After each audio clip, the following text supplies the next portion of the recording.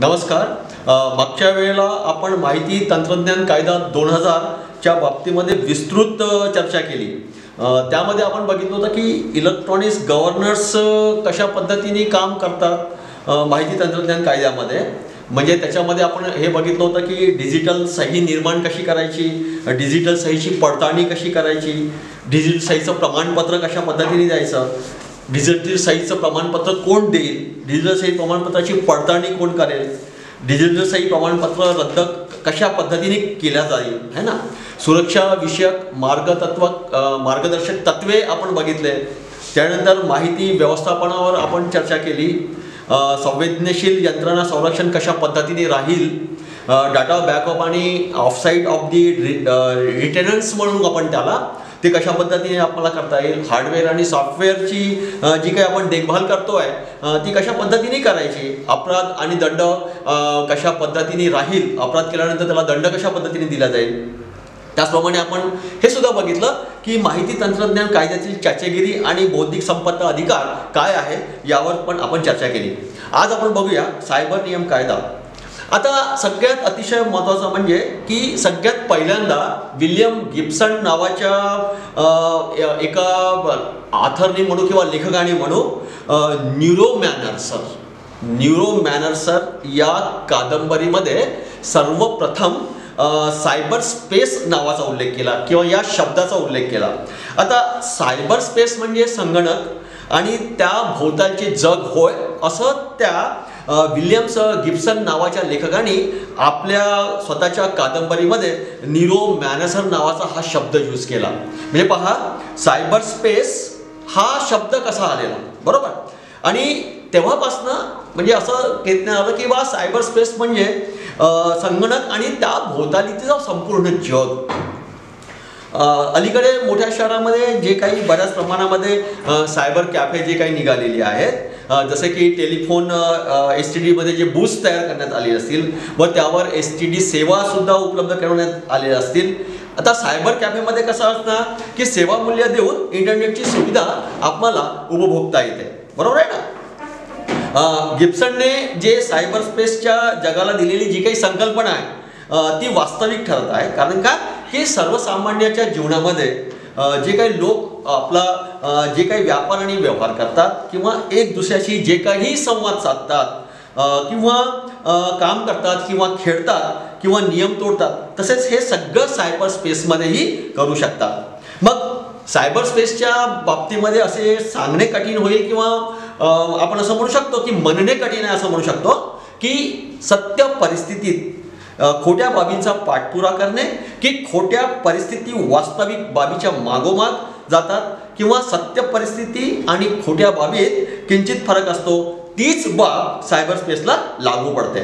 मी एकदा पुन्हा सांगतो, सायबर स्पेसच्या बाबतीमध्ये असे म्हणणे कठीण आहे की म्हणजे आपण असं म्हणू शकत नाही आपण त्याला की सत्य परिस्थिती खोट्या बाबीचा पाठपुरावा करते की खोट्या परिस्थितीत वास्तविक बाबीच्या मागोमाग जातात किंवा सत्य परिस्थिती आणि खोट्या बाबीत जे काही किंचित फरक असतो तीच बाब सायबर स्पेसला लागू पडते.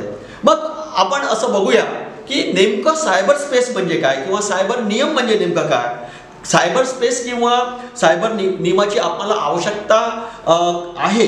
कारण काय की भौतिक नियमांना ज्या काही प्रयोगाची मर्यादा असतं किंवा भौतिक नियम हे भौतिक जगाशी ज्या काही संबंधित असतात व त्यात जे असते किंवा त्याला स्पष्ट करता येते आणि त्याची वाढ सुद्धा करता येते. परंतु सायबर स्पेस हे कसे आहे, गतिशील असल्यामुळे त्याची व्याख्या करता येत नाही. ते स्वतः निपुण आहे आणि त्याला जे काही गतिशील नियमाची आवश्यकता आहे तसेच तांत्रिक प्रगतीशी त्याला एक निश्चित अंतरही ठेवायचे आहे.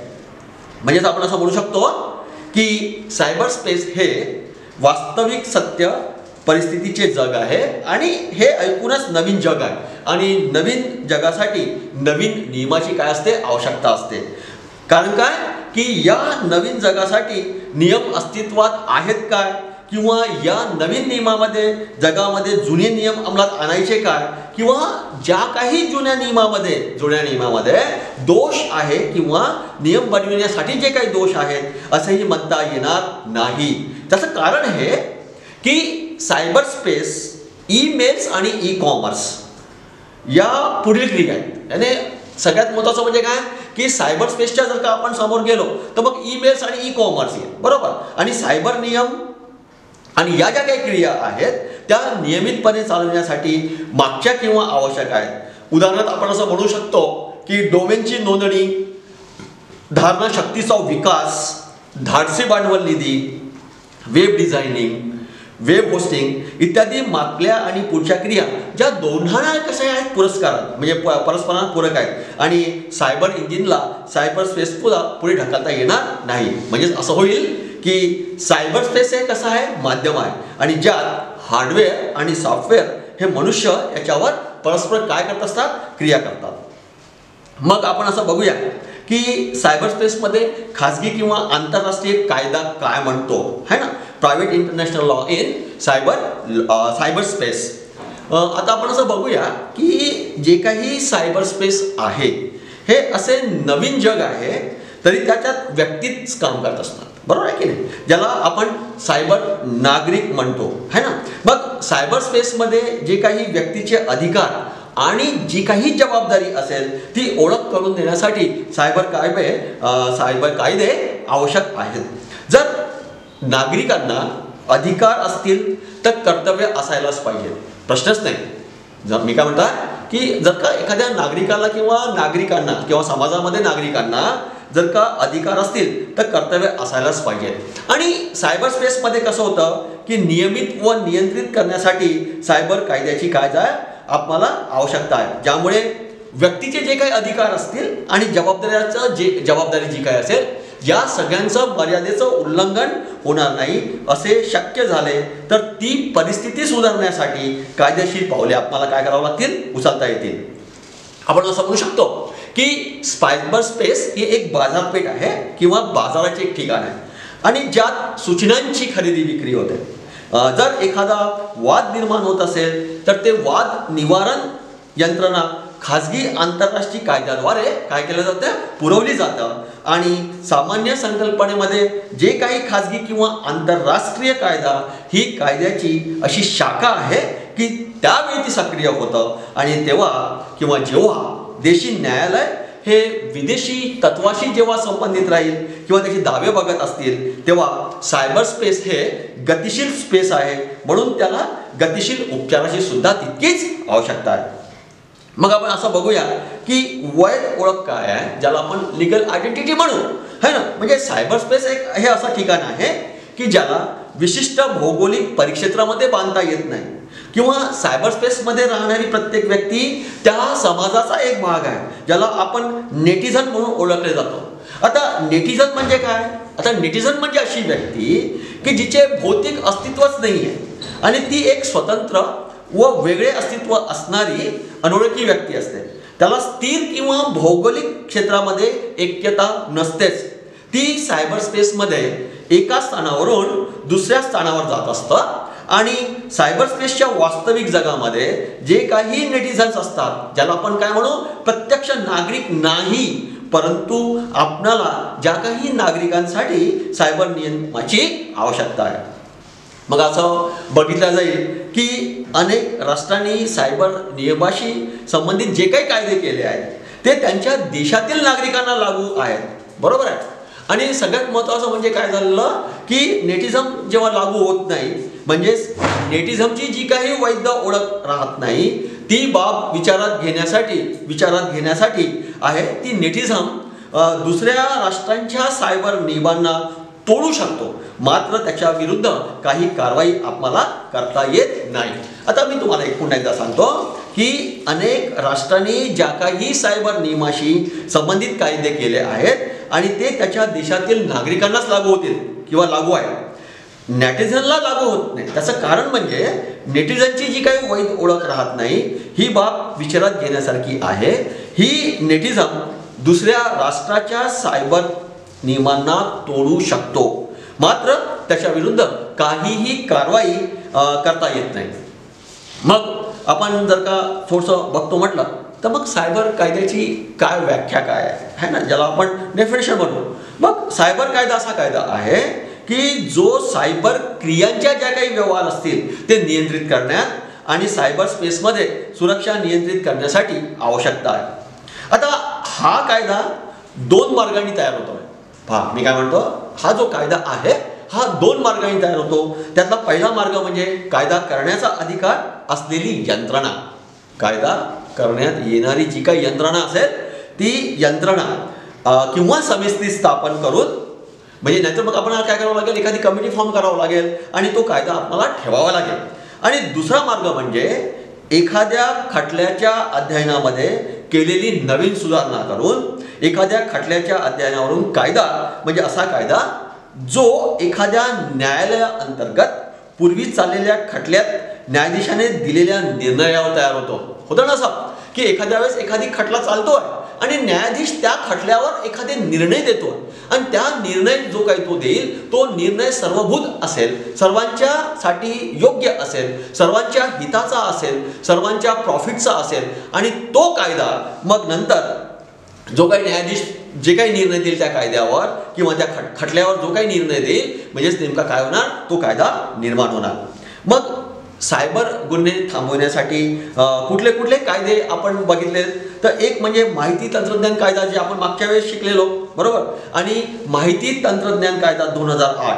आता माहिती तंत्रज्ञान कायदा 2008 याच्यामध्ये काय करण्यात आलं तर सगळ्यात महत्त्वाचं म्हणजे संशोधन करण्यात आलं बरोबर. म्हणजे हे 2 कायदे सायबर नियम कायद्यामध्ये अंतर्गत केले गेलेले आहेत. एक म्हणजे माहिती तंत्रज्ञान कायदा 2000 आणि माहिती तंत्रज्ञान ज्याला आपण संशोधन कायदा म्हणतो 2008, हे दोन्ही कायदे करण्यात आलेले आहेत. मग याच्यामध्ये जी काही आवश्यक आणि महत्त्वाची जी काही बाब आहे ती कोणती आहे की जेव्हा इंटरनेटचा शोध लावणाऱ्यांनी आणि त्याचा विकास घडवून आणवणाऱ्यांनी हे बेसिकली कशासाठी केलं, कम्युनिकेशनसाठी केलं, संदेशवहनाच्या जगामध्ये क्रांती घडवून आणण्यासाठी केलं.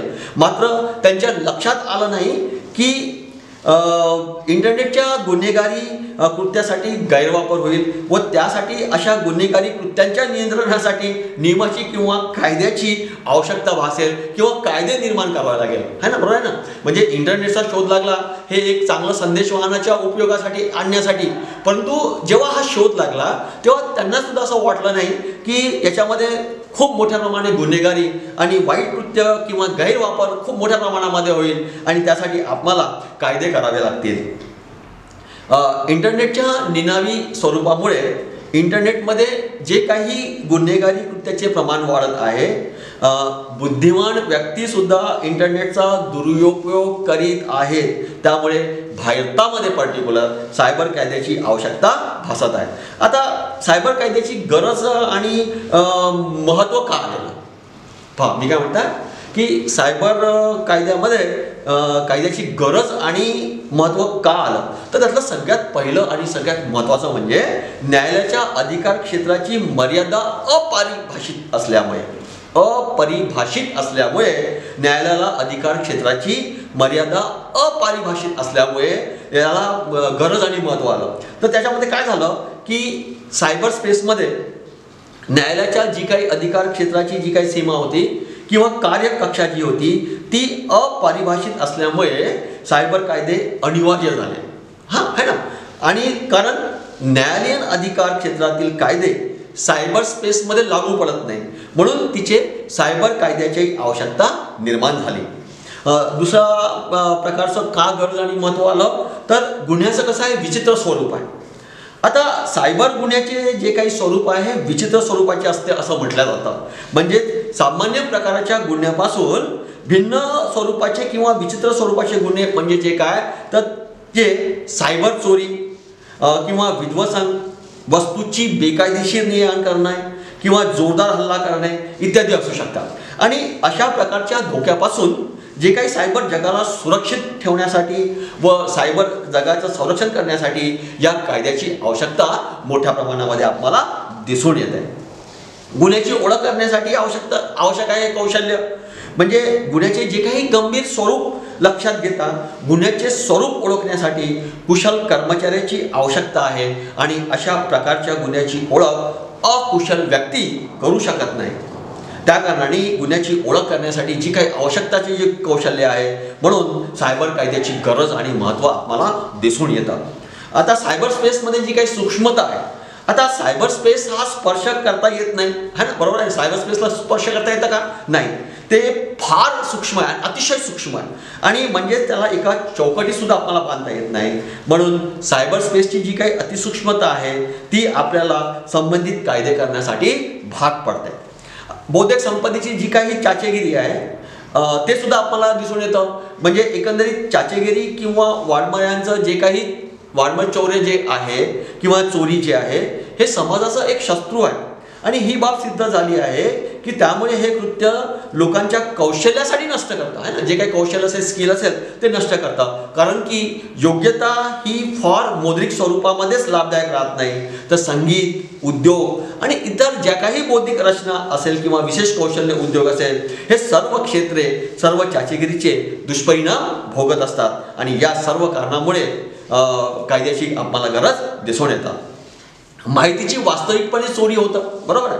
म्हणजे जे काही माहितीचं जे काही चोरीचं जे काही स्वरूप असेल हे वास्तविक असतं, आणि अशा प्रकारच्या जे काही गुन्हे असेल ते पुरावे लवकर माहीत करता येणे शक्य नसतं, आणि त्या कारणाने सायबर गुन्ह्याच्या यशस्वी लढा देण्यासाठी हे फक्त काही आधार आहे, आणि सायबर कायदे तयार करणे हे फार गरजेचे झालेले आहे. आता सगळ्यात महत्त्वाचं म्हणजे सायबर कायद्याचं जे काही वैशिष्ट्ये आहेत ते वैशिष्ट्य कोणते कोणते आहेत, तर सगळ्यात महत्त्वाचं वैशिष्ट्य म्हणजे इलेक्ट्रॉनिक संदेशवहनाच्या माध्यमामध्ये जे काही होणारे जे काही धोके आहेत ते टाळण्यासाठी सायबर कायदे आवश्यक आहेत.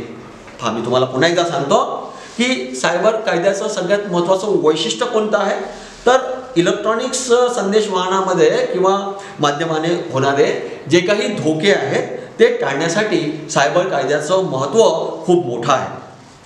त्याचप्रमाणे आपण बघतो की वेबसाईट किंवा इंटरनेटचे जे काही चुकीचे व अश्लील संदेश जे काही पाठवले जातात असे अपराध टाळले जातात, आहे ना. अशा अपराध टाळण्यासाठी सुद्धा याचं खूप महत्त्वाचं वैशिष्ट्य प्राप्त झालेलं आहे.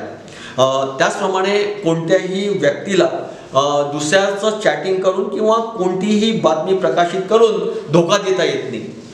सगळ्यात महत्त्वाचं म्हणजे काय की आपण एखाद्या वेळेस एखादी चॅटिंग करतो आणि ते चॅटिंग करून जर का आपल्याला धोका द्यायचा असेल तर ते आपल्याला धोका देता येणार नाही.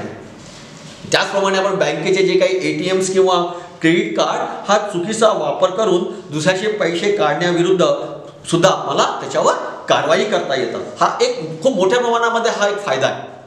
वैशिष्ट्य तर आहेच आहे, परंतु हा एक खूप मोठ्या प्रमाणामध्ये फायदा आहे. म्हणजे कोणीही व्यक्ती कोणाचाही ATM किंवा डेबिट कार्ड किंवा क्रेडिट कार्ड घेऊन आपण त्याच्या पैशाची दुसऱ्याच्या पैशाची आपण चोरी करू शकत नाही.